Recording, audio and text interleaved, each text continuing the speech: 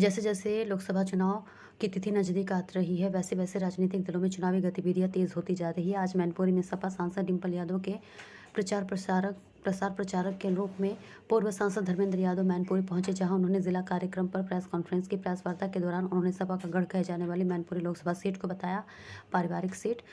उन्होंने कहा, मैनपुरी के लोग समाजवादी पार्टी को बखूबी जानते हैं। उपचुनाव में लोकसभा सीट जीती थी, उससे अधिक मतों से जीत हासिल होगी। उन्होंने बीजेपी पर निशाना साधते हुए कहा कि दिल्ली के मुख्यमंत्री केजरीवाल पर ईडी उन्हें जेल भेजने का काम किया है, जबकि दिल्ली की जनता जानती है कि कौन सी पार्टी सही है, कौन सी गलत। राजनीति में कभी ऐसा नहीं हुआ कि मुख्यमंत्री जेल गए, लोकतंत्र के लिए खतरे की घंटी साबित हो रहा है। उन्होंने प्रधानमंत्री नरेंद्र मोदी पर निशाना साधते हुए कहा, मोदी जी यूपी से आए थे और यूपी से ही चले जाएंगे। आज 2024 में मोदी जी के रथ को रोकने वाला एक ही चेहरा है, वह है पीडीए संगठन और अखिलेश यादव। पूर्व सांसद धर्मेंद्र यादव ने प्रेस वार्ता के दौरान क्या कुछ कहा, देखिए इस खास रिपोर्ट में। उतरेंगे लोकसभा के चुनाव में। राष्ट्रीय अध्यक्ष जी के नेतृत्व में ही संविधान बचेगा और उसको मैं और आपको सिंप्लीफाई करके समझाता हूं। दिल्ली में बिना उत्तर प्रदेश के सरकार किसी की नहीं बन सकती।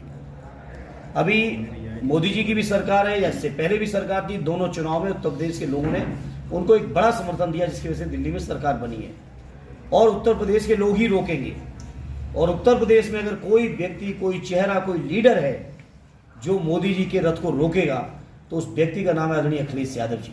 उसके लिए उनको लोकसभा जाना होगा। लोकसभा में स्वाभाविक है, लोकसभा तो उनके लिए बहुत छोटी बात है। मैंने इससे पहले भी कहा कि उत्तर प्रदेश की जिस किसी लोकसभा से उनकी इच्छा होगी, अगर आदरणीय अखिलेश यादव जी चुनाव लड़ना चाहेंगे, मुझे एक मिनट नहीं लगेगा, मैं आजमगढ़ अभी हटने को तैयार हूं अगर वो आएंगे। कौन ऐसा यूपी में समाजवादी पार्टी का लीडर जो आदरणीय अखिलेश यादव जी को लड़ाने में अपना गौरव महसूस न करे? कौन सा ऐसा क्षेत्र है उत्तर प्रदेश का जिस क्षेत्र के लोग ये ना चाहते हों कि आदरणीय अखिलेश यादव जी उनके क्षेत्र से आगे चुनाव लड़े? मैं प्रदेश की जनता जानना भी चाहती है कि अखिलेश यादव लड़ेंगे, क्योंकि चुनाव में इसका फैसला मैंने आपको जवाब दिया, आपने सुना नहीं। आरडी अखिलेश यादव जी और पार्टी की सीनियर लीडरशिप तय करेगी वो लड़ेंगे या नहीं लड़ेंगे, और लड़ेंगे तो किस सीट से लड़ेंगे, इसका फैसला शुद्ध रूप से उनको लेना है। और वो जो भी फैसला लेंगे वो प्रदेश और देश के हित में बेहतर फैसला लेंगे। और मैं समझता हूँ जिस भी क्षेत्र से लड़ेंगे उस क्षेत्र के लोगों का गौरव होगा कि माननीय अखिलेश यादव जी उनके क्षेत्र से चुनाव लड़ रहे हैं। मना कर दिया, बोला मेरे पास पैसे नहीं। मैं सुन नहीं पाया। देश की वित्त मंत्री निर्मला सीतारमन ने चुनाव लड़ने से मना कर दिया, बोला मेरे पास पैसे नहीं है। जबकि दूसरी तरफ उनके पति प्रभाकर सीतारमन बोलते हैं इलेक्ट्रोल बॉन्ड दुनिया का सबसे बड़ा घोटाला। इस पे आप क्या कहेंगे? वो कहते हैं आदरणीय प्रभाकर जी, तो अपने परिवार में पहले समझाएं। और अगर वित्त मंत्री जी पे पैसा नहीं है तो ये भारतीय जनता पार्टी पूरे देश का इलेक्ट्रोल बॉन्ड का 90% के आसपास लेने के बाद भी अगर उनके उम्मीदवार पे पैसा नहीं है तो इसका मैं क्या कर सकता हूँ या आप क्या कर सकते हो या विपक्षी लोग क्या कर सकते हैं? ये उनकी पार्टी की आंतरिक समस्या हो सकती है। कंगना रावत, इसलिए इन चीज़ों में मुझे नहीं जाना है। मुझे ये जाना है कि इन्हीं वित्त मंत्री जी की देखरेख में देश की अर्थव्यवस्था पूरी तरह खोखली हो चुकी है। जो लोग 2014 में भाषण देते थे कि देश की महंगाई कम करेंगे, आज महंगाई कहां पर पहुंचाई है?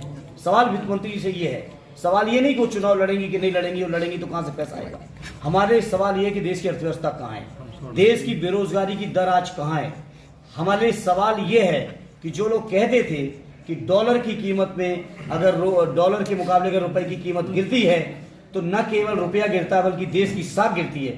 आज मैं उन लोगों से सवाल करता हूं, स्पेशली वित्त मंत्री जी से, प्रधानमंत्री जी से, उनकी सरकार में बैठे अन्य लोगों से, कि आखिर उन्होंने न केवल डॉलर की कीमत के मुकाबले रुपए की कीमत गिराई बल्कि उस कीमत के साथ साथ देश की साख कितनी गिराई है, ये आज इसका जवाब दें।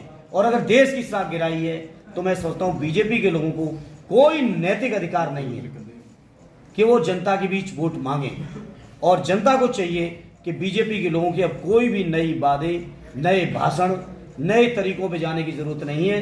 केवल समीक्षा इस बात की करने की जरूरत है कि 10 साल पहले से वो जो लगातार वादे करते चले आ रहे हैं, आज 10 साल के उनके कार्यकाल के बावजूद कितने वादे पूरे हुए? क्या हर साल 2 करोड़ के हिसाब से 20 करोड़ नौजवान रोजगार पाए? अगर रोजगार पाए तो बेरोजगारी की दर में स्वतंत्र भारत में आज़ादी के बाद से लेके आज़ादी के अमृतकाल में सबसे ज़्यादा बेरोजगारी की दर आज क्यों बढ़ी हुई है? रुपए की कीमत डॉलर के मुकाबले आज सबसे ज़्यादा क्यों गिरी हुई है?